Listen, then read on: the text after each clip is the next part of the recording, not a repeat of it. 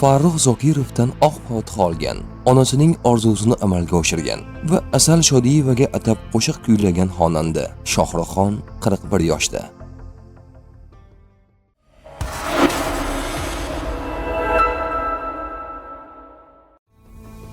Shohruxxon bolaligida ustoz san'atkor Farruh Zokirovning duosini olgan. Bu haqida xonandaning otasi Alisher Yo'ldoshev shunday xotirlaydi. Shohruxxonning jussasi kichik bo'lsa ham, yuragi katta inson. O'g'lim kichikligida ko'pincha bizning oldimizda gastrolda yurardi. Uni Zebo bilan birga gastrolga olib borardik. Uning ham qiziqishi shundan boshlangan bo'lsa kerak. Ashulalar aytardi. Uyimizning oldida Farruh Zokirov turardi. Borib undan fotiha olgan. Hali maktabga bormasdi.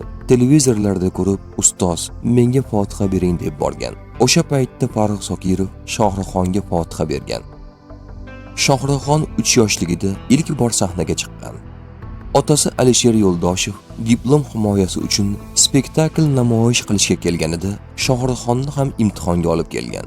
Spektakl davomida kutilmaganda Shohrux sahnaga chiqib, otasining ro'parasida turib olgan. Kursdoshlari bolani nazorat qilmoqchi bo'lgan bo'lsa-da, u sahnadan tushmagan.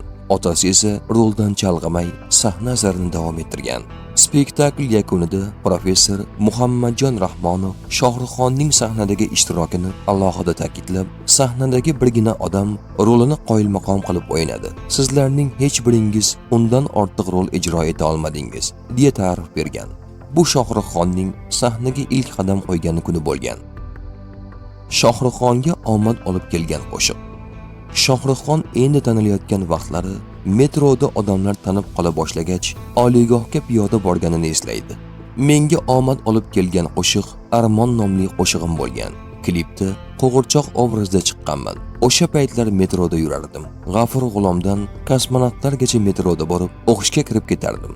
Bir kuni metroga tushsam, hamma menga qarashni boshladi. Avvaliga shunchaki qarashdi, keyin yonimga kelib gapirishdi. Shundan keyin ertaroq uyg'onib, o'qishga ham piyoda boradigan bo'ldim. Chunki taksiga pul bo'lmasdi. Bo'lsa ham yo borishga, yo qaytishga yetardi. Yo ikkisidan ham kechib tushlik uchun bo'lardi. Xullas bittasini tanlash kerak edi. Shuning uchun o'qishga piyoda qatnagan vaqtlarim ham bo'lgan. Keyinchalik yaqinlarimning yordami, o'zimning mehnatim bilan mashina ham oldim, deydi u. Cover qo'shiqlarimga yaxshi munosabatda bo'lishgan. Shohruxxon ustoz san'atkorlarning qo'shiqlarini cover shaklida kuylab ham anchayin muxlis orttirgan. U ko'pincha Muhriddin Xoliqovning repertuariga murojaat qiladi. Ustozlarning qo'shig'ini qayta kuylab, yanada ko'proq tinglovchiga yetkazsak, bu yaxshi deb hisoblayman. Ularning qo'shig'ini ko'proq kuylash kerak. Kuylayman ham. Muhriddin Xoliqovning qo'shiqlarini havas bilan ijro etdim. Odamlarga yoqdi, ammo o'zlaridek ayta olmadim deb o'ylayman. Maqtovlar, rahmatlar bo'ldi. Tanqid esa birinchi coverim Komila qizda bo'lgan. Qolganlarida esa deyarli bo'lmadi. Muhriddin Xoliqovning oila a'zolari ham yaxshi munosabatda bo'ldi. Qo'shiqni yaxshi kuylasangiz bo'ldi deyishgan edi. O'g'lim bilan bir qizni ko'z ostimizga olib qo'yganmiz. Zebo Navro'zova. Shohruxxon kliplarining birida aktrisa Asal Shodiyeva bilan hamkorlik qilganidan so'ng ular orasida turli mishmishlar tarqala boshladi. O'sha paytda kino ijodkorlarining ko'pchiligi yozgi oromgohda to'plangan. Aynan shu kunlarda Shohruxxonning onasi Asal Shodiyevani yaqindan tanib, kelinlikka loyiq deb baholagan. Bu haqida Zebo Navro'zovaning o'zi so'zlab bergan. Asal bilan birinchi marta yozgi oromgohda yaqindan tanishganman. Ilgari munosabatimiz salom alikdan nariga o'tmagan. Xullas, o'sha tadbirda hamma o'zi bilan ovora. Men esa kelganlar orasidan kelin izlashni boshlaganman. Shu paytda Asalga ko'zim tushdi. Xudo o'zi ko'nglimga solganmi bilmayman. Nima qilmay shu qizga qarayverganman-da. Keyin o'zimcha oydaygina qiz ekan. Odamlar bekorga gapirmas ekan. Asalni kelin qilib qo'ya qolsam bo'lar ekan deb o'ylab qo'yganman. Eng qizig'i, o'sha tadbirda qaynonalardek uning nima ish bilan bandligi, nimalarga qiziqqanini poylaganman. Kechki payt hamma guruh bo'lib yig'ilib, kuy qo'shiq aytish bilan band bo'lsa, u xonasiga kirib kitob o'qirdi.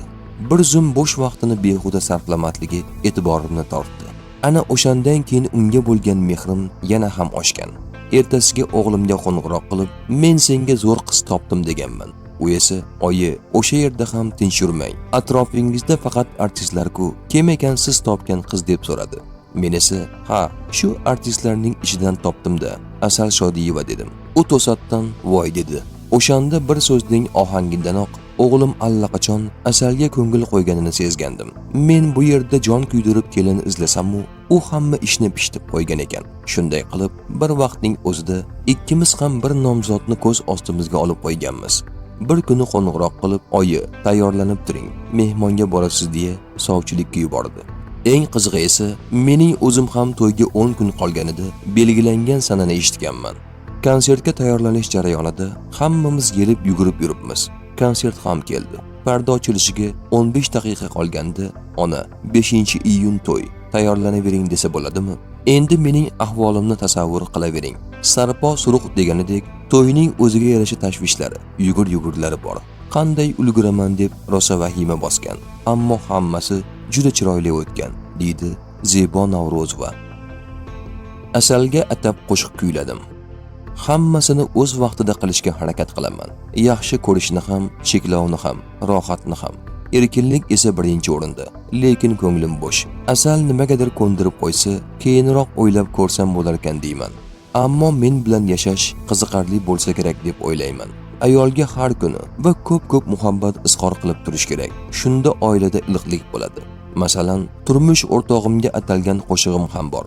Muhammad Yusuf dunyoga kelishdan oldin aytilgan ilk sevgim qo'shig'i. Ayol kishi zerikkandan ham janjal qilishi mumkin, lekin aslida bu ham muhabbatning ko'rinishi.